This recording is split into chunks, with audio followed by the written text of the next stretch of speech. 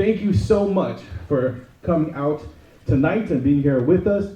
My name is XP Lee. I am your facilitator host tonight. I wear many hats, local community activist, city council member for Brooklyn Parks East District, and also kind of the coordinator, or what is it? The program director, that's right, I forgot my title, for a new group that my wife and I are starting, hoping to be able to build power and leverage for the Asian Pacific Islander community here in the Northwest Minneapolis area. It's called Asian Pacific Islander Coalition. Pretty bland, straightforward. But really happy to be able to work with Sewa, to be able to host here, and this is a really great space. So again, thanks for coming, and I'm gonna hand it over to Anjali to say a few words. Thank you so much, XP, and we are really, really excited about the newly founded APIC, that's what I've been calling it. I don't know if you want to stick with that, but the API Coalition, because it is such important work within our community. We want to welcome everybody to SEWA. SEWA is, this is actually our 20th year as an organization. We were founded as an organization to do direct service to the South Asian community, and we are Minnesota's largest South Asian serving nonprofit. So that is the, thank you, that is the Indian, Pakistani, Bangladesh, Bhutan, Afghanistan, Nepal, Sri Lanka, countries in and around that area, and we also serve a lot of sister communities within our broader API population. We welcome you all to SEWA. It is so important. This is part of some of the civic engagement that we do with partners like APIC, like CAFI, like some of the organizations in the room that are doing really important, where's my KOM organization as well, I can't forget the Karen community, that we do really wonderful civic engagement work across communities. And what is really important about that is not just that we are doing it within our individual communities, but also collectively, and that's what makes organizations like APIC so important. That's what makes the MAP Caucus so important at the legislature, that we work collectively as a community to build that muscle and build that power as Asian Americans living in Minnesota. So we are very excited to be host today. I would love to offer a tour of our building afterwards for anyone who is interested in just learning a little bit more about SEWA's work and anything that we do. That's especially meant for the legislative members here tonight, if they want a tour afterwards. But we welcome you to this space, and I'm really looking forward to a robust conversation. I know many of the MAP Caucus members are absolutely incredible leaders within their own right, and we are so fortunate to have their representation at the legislature. Each of them is just a phenomenal leader on their own, and we are fortunate that they are representing our communities at the legislature. So thank you so much, actually, for organizing this event and bringing this over to the community here in the Northwest suburbs. Thank you so much, Anjali. I can't take all the credit. I contacted Rep. Samantha Vang, and she was down, and we had some conversations and back and forth, and then was able to make this happen. So again, thanks to all of our legislators for being available and for coming out. Thanks to all of you again for your partnership and for your support and being here. So tonight is very straightforward. We're starting some introductions, and then each of the legislators will have 5-7 minutes or so to introduce themselves, but also they can go over how their year was and any highlights that they want to mention. So then we'll start with Representative then we'll move down, and then afterwards we'll just move into a Q&A session. I have one to start, so get yours ready, but then we'll ask that you probably come up here, maybe on this side, so that way you can use the mic to ask your question, and then we'll get the answers, okay? And then it'll be Q&A for the rest of the time. We have this place till 8 o'clock, so use your time. That's what this is about, to bring the MAP Caucus here, which is we're so fortunate to have. Again, emphasizing what Anjali was saying in terms of just the wonderful work that they're doing, and just it's just amazing that we have the MAP Caucus as strong as it is to help us at the Capitol. So, all right, without further ado, I will hand it off to Representative Heck. Thank you. I have this cough that I haven't been able to get rid of for 6 weeks, so bear with me. I'm not contagious. I'm Representative Khalid Vang Her, and so I've been going by the Her last name. I just added Vang in very recently. I am the chair of pensions, and I'm also one of the speaker pro temps. Maybe what I'll just do is I'll spend a little bit of time talking a little bit about the MAP Caucus first so that you all know. So the MAP Caucus is the Minnesota Asian Pacific Caucus, and we started this caucus the year that Representative Vang and I got elected. That was the year that we had the most Asian Americans at the legislature. And we have more now, but that was the year that we had enough momentum that we could create the MAP Caucus. And so this year we have 10 AAPI legislators, and there's 7 of us in the House and 3 of us in the Senate. And so who you see here today are just half of us. We also have Representative Fu Lee, who is the chair of capital investment, Representative Jay Xiong, who is the chair of labor, or is it workforce? And then we also have Representative Ethan Chow, who is actually the chair of the MAP Caucus. And then we have Senator Tu Zhang. He is vice chair of climate and energy, I think it is. And then also Senator Her, who is the chair of legacy. And so there's actually a lot of people here doing really important work. So there's 10 of us here, and most of us are chairs or leading, like Representative Zamira is also the chair of the Minneapolis delegation. So everybody holds a leadership role, which is really unique if you know anything about the legislature. And so there's 10 of us here, and there's actually, we are one of the largest AAPI caucus in the country. And what makes us unique is even though there's a couple of, we should give ourselves a hand, because it's really because of all of you that we have this caucus. And that what's unique about Minnesota's Asian Caucus is that we are in a trifecta here, which means that the same party has a majority in the House, the Senate, and the governor's office, which means that we did really great work because of that, and we were able to have a lot to show for. And so I just want to share a little bit about, I'll share about maybe the first year of our biennium of what we accomplished. We had 30 bills that we as the legislature said that we wanted to pass these 30 bills. And we probably should have had this handout, but we can send it to all of you later so that you can have this. But we have a graphic that talks about what we passed that were really key priorities for us. So we passed the reproductive freedom, the Protect Reproductive Option, which is our PRO Act. We passed paid family and medical leave.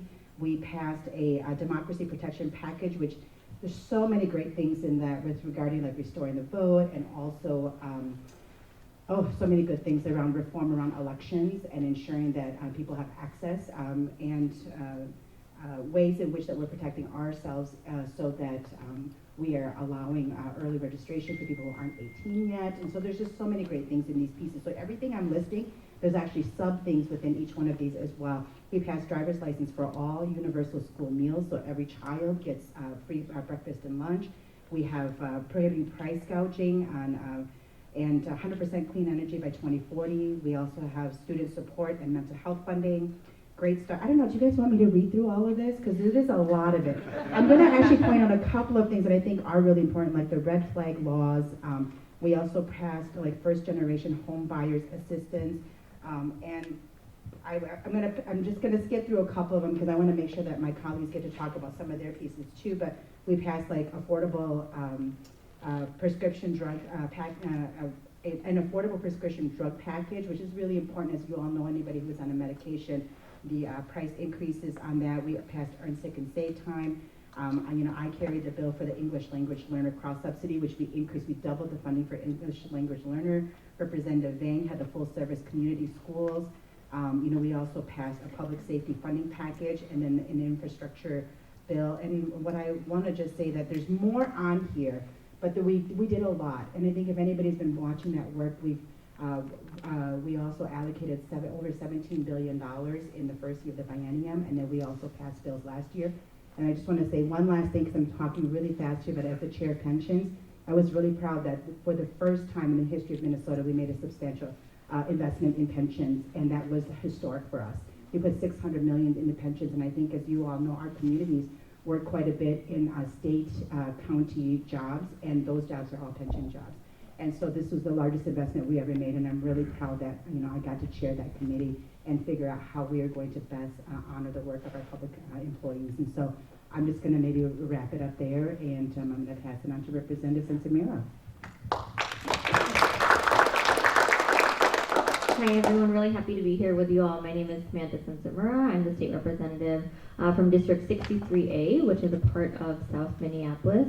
I'm a fourth generation Japanese American, so I'm the one non-Hmong member of the MAP caucus, but honored to be here today and honored to have been a part of the caucus. I think I will talk about two kind of issue areas where I was on committees and I did a good amount of work, which is education and transportation.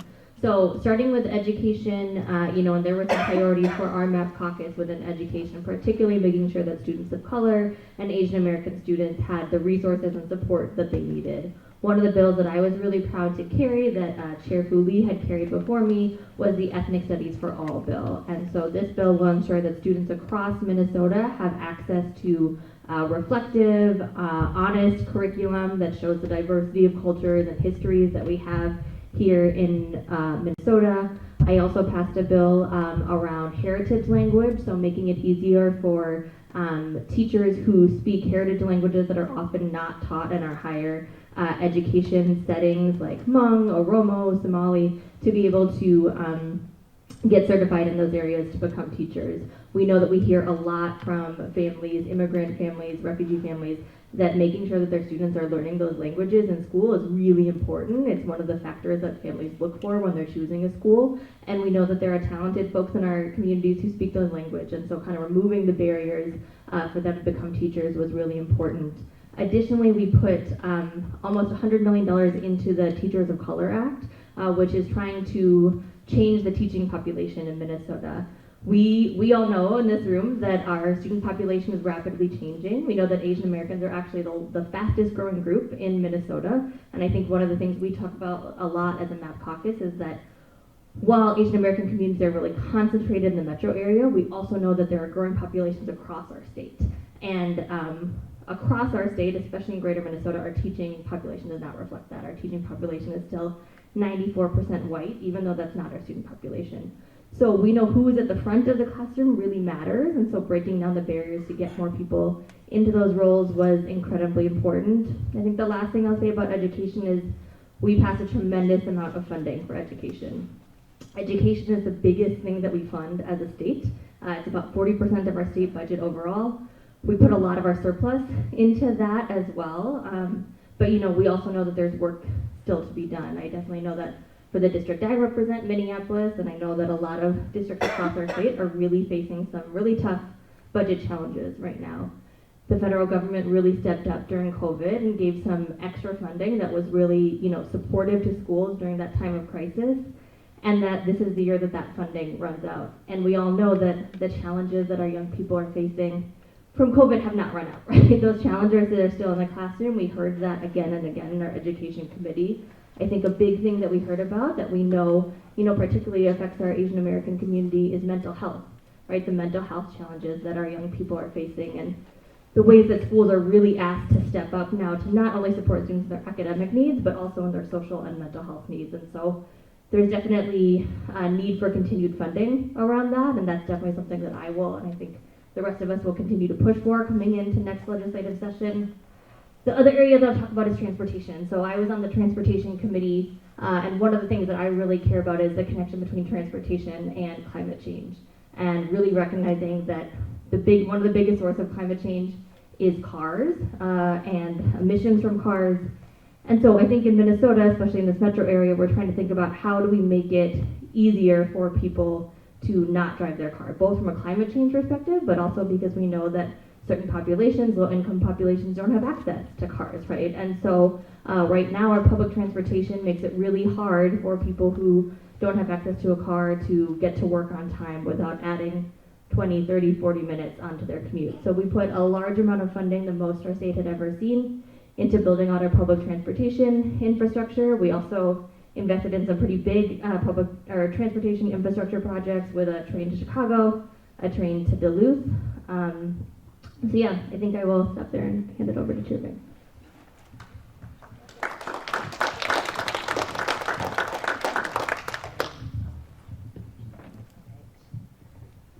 good evening, everyone. First, I would like to formally welcome all of you to my district here in 38B. Welcome to Brooklyn Center. I am the state representative, so I appreciate all of you time to be here, and I want to thank all my colleagues for being here today. When me and XP first talked about doing a forum here for the MAP Caucus, one of the reasons why we decided to do here in Brooklyn Park or Brooklyn Center area is because, if you've seen the latest census data, Brooklyn Park became the second city with the largest Hmong population. And not only does the northwest suburban area have a large Hmong population, but we also have fairly a large immigrant community from African to East Asian to Southeast Asian here in the northwest suburbs. And so we think that, all the activity always comes in St. Paul, and we feel like I think the Brooklyns is the next hotspot for us to make sure that we continue to engage with our members on the other side of the river. So thank you, my colleagues. I'm also used to going to St. Paul all the time, so it's nice to have my colleagues come over to the other side of the river. I'm the chair of agriculture. We finished our first biennium. I believe this is our first biennium finishing as first-time chairs. When me and Representative Her first got elected in 2018, it's not quite often that third-term members get chairmanship, and so we have done a lot. It's very gratifying that we've done a lot, as not only as a recent chair member, but also for the state of Minnesota. And as chair of agriculture, there were a lot of great things that we did. I think in the first 2023 session, we've allocated $100 million for broadband. As we all know, during COVID and the pandemic, broadband is an essential, it's a need. And so as a state, we've invested lots of dollars to make sure that communities who don't have access to internet get access to that soon, and make it easier for providers to provide that access. And also looking at where in our communities, especially in the metro area, that haven't gotten, that are underserved in terms of connectivity. And so this has been an ongoing issue that we have continued to look at, and I'm happy that the state has taken a closer look at that. Not only as part of the chair of agriculture, we've done a lot this year. This year is not a budget year like we had in 2023, but there was some funding. And this year, one hot button issue that we got done is looking at nitrates. The EPA has alerted the state that we needed to address our nitrate contamination in our groundwater in southeast Minnesota. And we were able to find some funding, about $3 million, to help families who currently have contaminated water to be able to get some treatment to their drinking water, so that we have families who can get access to clean drinking water. And so those are some of the key things that I did as chair of agriculture. There's definitely a lot. There's definitely a lot that we did, and sometimes it's hard for me to think about everything that we've done. But we definitely want to be here today to hear from what are some issues that you guys care about, that you guys want us to speak more or elaborate more about, because there's so much that that we felt like we have told many of our constituents about, but we don't hear enough about, okay, what exactly do you guys have questions about? What can we do better? Or what have we missed during these last 2 years? I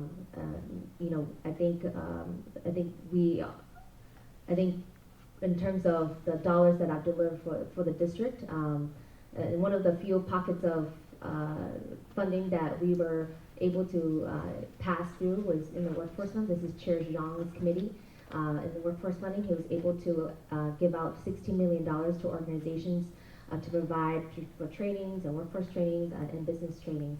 And of that $60 million, I was able to get $600,000 for our district to help organizations build a pipeline to support our youth and our businesses into building the workforce.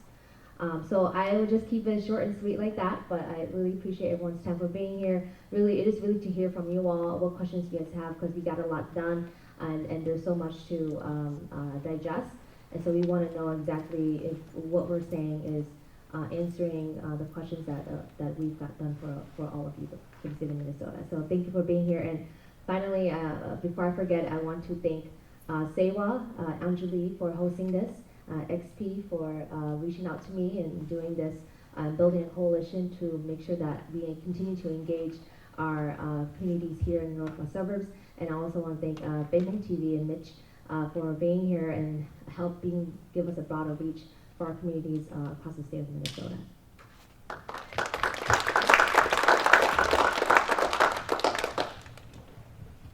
Good evening, everyone.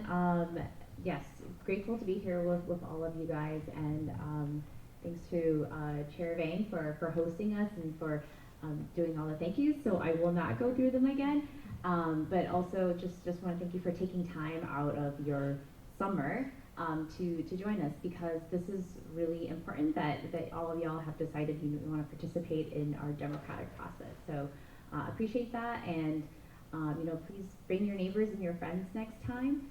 I think for me, as a first term member, it's just been incredible to see how much our community has come together at a time when there's a lot of uncertainty in our country, and people's belief in institutions and in federal government, state government is at its lowest point. So I just want you to know how grateful I am to see all of your faces here, because that's so important.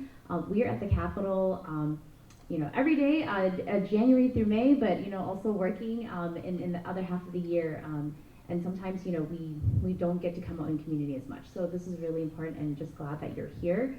I am from across the river, as has been mentioned. I represent the northeast corner of St. Paul, and so for context, that is one of the most diverse districts we have in Minnesota. It has the largest concentration of Hmong folks in the state, but we also have the largest API population, including our Karen and Karenni populations, which has become really important.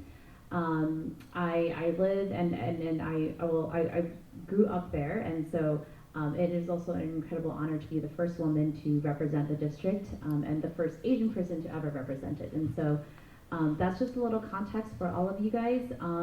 I think most of my colleagues have gone through some of their major priorities. I think there are a couple things that I want folks to take away from today, which is related to my priorities, but also is next steps for y'all if you come to meetings like this and you wonder what can we do next.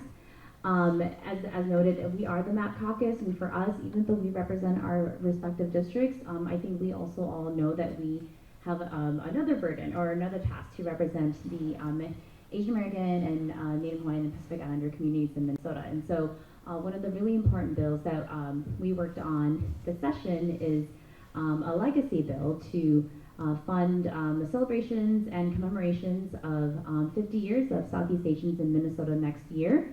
And we picked that date because that is the date that, or the year 1975 is when the United States formally pulled out of Southeast Asia. And so we're really excited that there was a lot of money invested through the Legacy Committee, which Chair holds. He's not here because he's in Paris with Suni Salih, but wanna thank him for his leadership, and really all of our colleagues, because this is one of the bills that we talked about when we first came together 2 years ago after we were elected, just understanding that there is this big landmark anniversary, and we wanted to make it a priority because our community's immigrant history and our stories are so entrenched in trauma, that we also wanted to make sure that folks know, we've been in Minnesota for 50 years, we've contributed to the story of our state, and we've done so much, right? There's also so much to be proud of, and so much for the young children here to understand where they've come from, and also where they're going. And so I was really proud to be the House author for that bill, and the Senate author is Senator Pa here. And so we can chat a little bit more about that now, because the History Center is the agency administering these grants, and so I know there are some representatives from nonprofits here. There's a very quickly upcoming deadline in the middle of August, so I want to make sure that folks know that and put in their applications in time, because we want diverse applicants and then many celebrations next year. The second thing that I want to highlight and want to make sure folks know, as someone who's on the taxes and property taxes committees is, I think one thing that we were able to do this session, which I'm incredibly proud of, is we were able to expand the child tax credit. We actually kind of like expanded it and also wrapped it up into a working family tax credit, because single adults with no children are also workers, and we want to make sure that we support them as well. And so I just want folks to understand how important that is, that we have a tax chair who fundamentally cares about the working class, the middle class in Minnesota, and we want to make sure that we support all the families out there who are working and trying to raise their kids. The really important thing for us is some Asian families tend to have larger families, and so there is no cap on the child tax credit, which is also incredibly important. Choose how you want to have your families and when, and so I just want to highlight that because our child tax credit is projected to cut child poverty by at least 1/3, maybe more. We are kind of waiting to see what the impact of that is, because you really can't predict ahead of time. And so that's really important. That's going to impact generations to come. And so I want folks to understand that. And then the last piece, I know because I've also talked a lot, we like talking, obviously, that's why we're politicians, is for folks to understand that something that Rep. Herr said earlier, representation is great, but I want folks to understand like the importance and the value of representation, because we have a trifecta, and the reason why we were all able to pass, our pet bills or some of these like amazing impactful bills is because we have a trifecta, and we're able to use that power to benefit our communities. And that's why, it's so important for everyone to vote, and vote for the folks that will help you in your communities. And I think that's just like really important to underscore. Hold on, I made some notes too.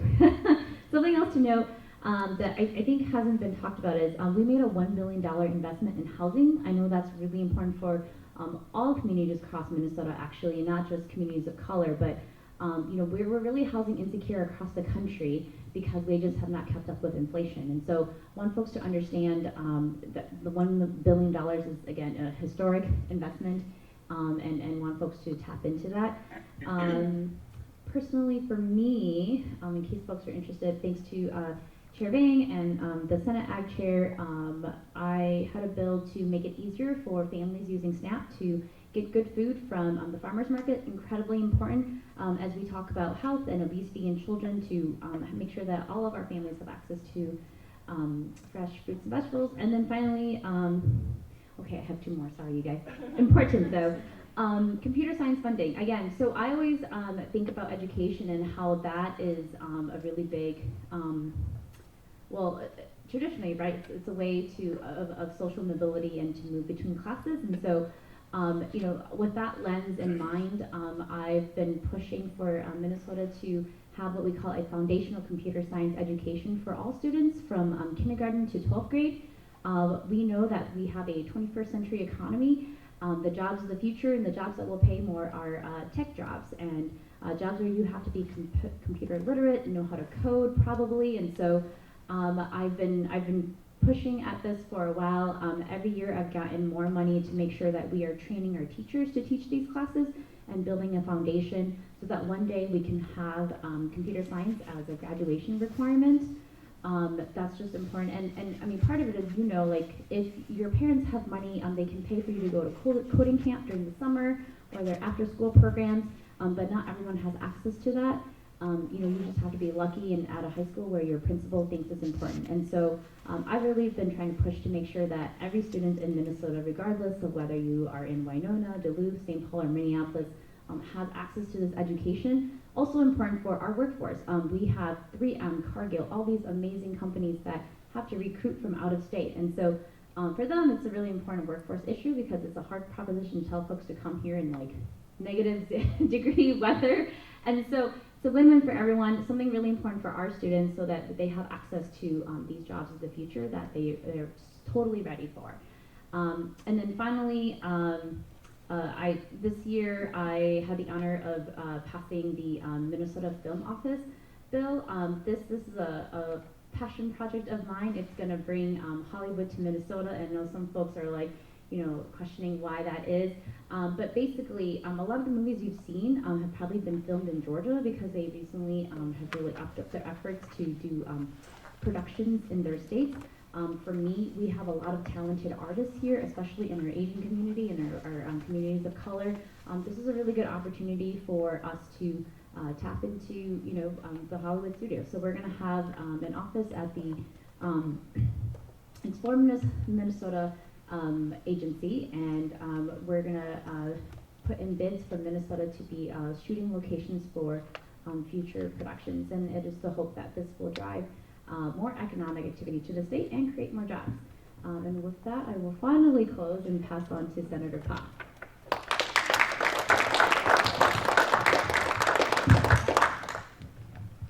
Thank you.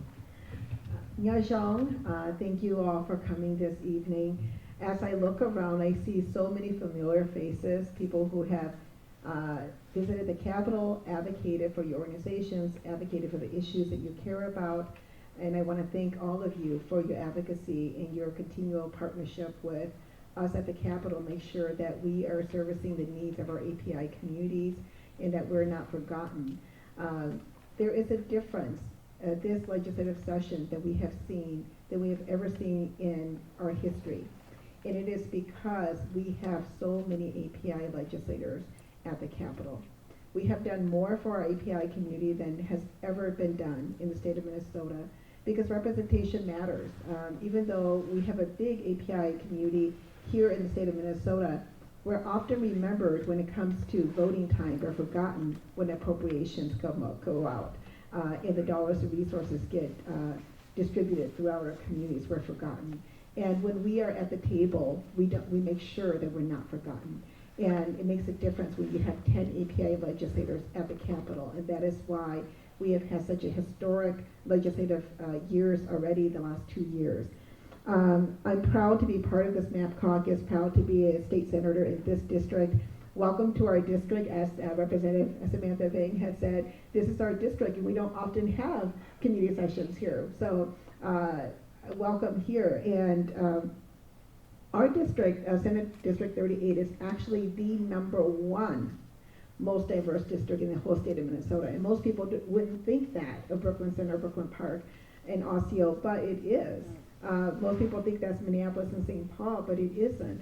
And as you walk through our communities, you'll hear so many languages being spoken, hundreds of different languages being spoken in grocery stores, on the streets, in community meetings and events, and it's wonderful to hear. The past 2 years, I've had the honor to lead on a couple of bills that I'm so proud of that is directly impacting our API community.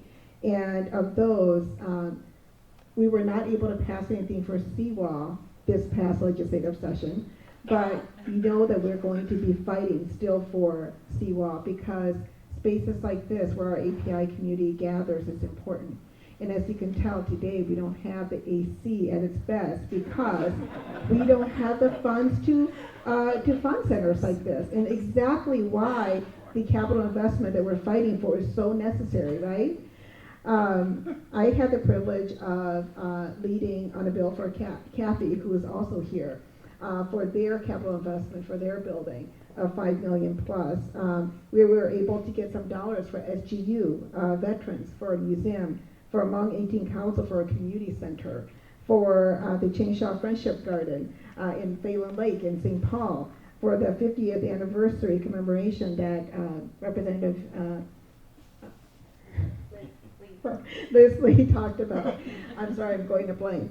And so many more. We've got dollars for our API organizations and nonprofits and groups throughout the state of Minnesota that are servicing our communities. We've got so much dollars supporting our API businesses, small businesses. We've got dollars that support our API artists and our festivals in the state of Minnesota. These are things that happen because finally our state is starting to reflect the people that live in it. And again, our API community is not being left behind. So I'm so proud of the work that we do, but we've got so much more work to do. And with that, I look forward to working with all of you to further advocate for our communities, further advocate for the things that we need here in the state of Minnesota, And I would love to hear from you today, things that you're proud of, but also things that you want to see for the 2025 legislative session. What are the things that we should be prioritizing and that we should be bringing up and advocating for? I had the privilege of passing 3 bills specifically on youth and cannabis this past year. And that was to make sure that as we roll out cannabis, that we think about our young people, that we protect them, that we have prevention, intervention, and treatment for them. And incarceration is not an option. It's not something that our young people should be facing. And so in this upcoming session, that's something I care about that I'm going to further in a couple of different bills as well. And would love to hear from all of you outside of this, what your thoughts are when it comes to youth and cannabis, because that will be a priority for me aside from all the other stuff that we care about. But that will be a continuing of something I've been working on. Thank you so much.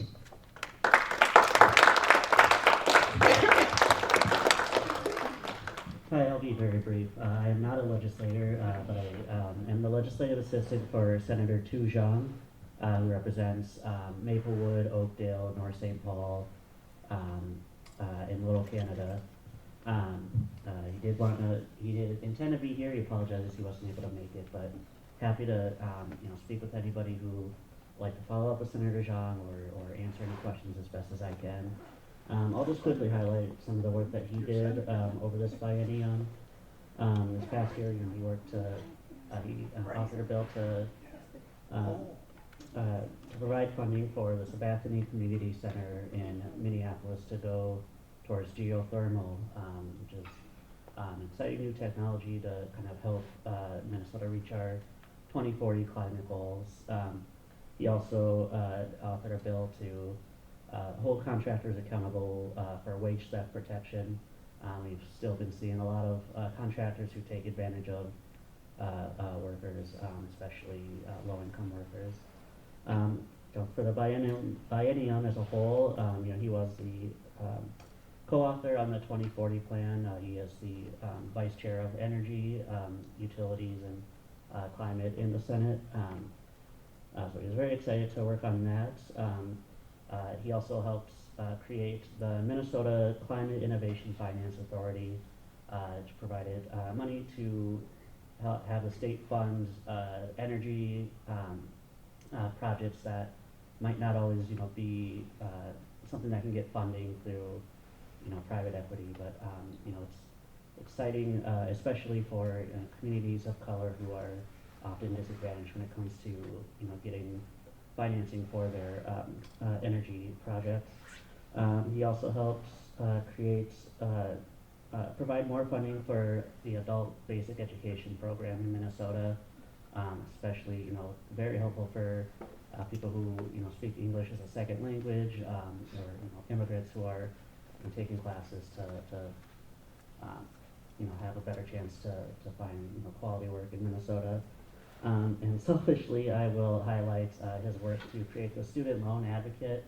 I say selfishly because I myself have had my student loans transferred from provider to provider, and this position is going to help people who are working to pay off their student loans to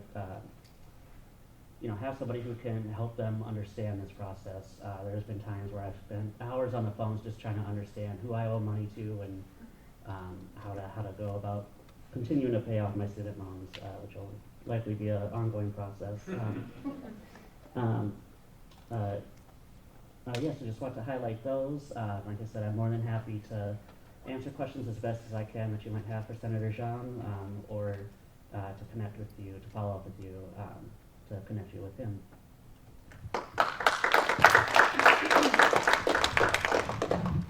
Wow, you all. Let's give them another great big round of applause for all of that work. Yeah, it is so awesome. And again, you can hear, you can see the representation and why that matters.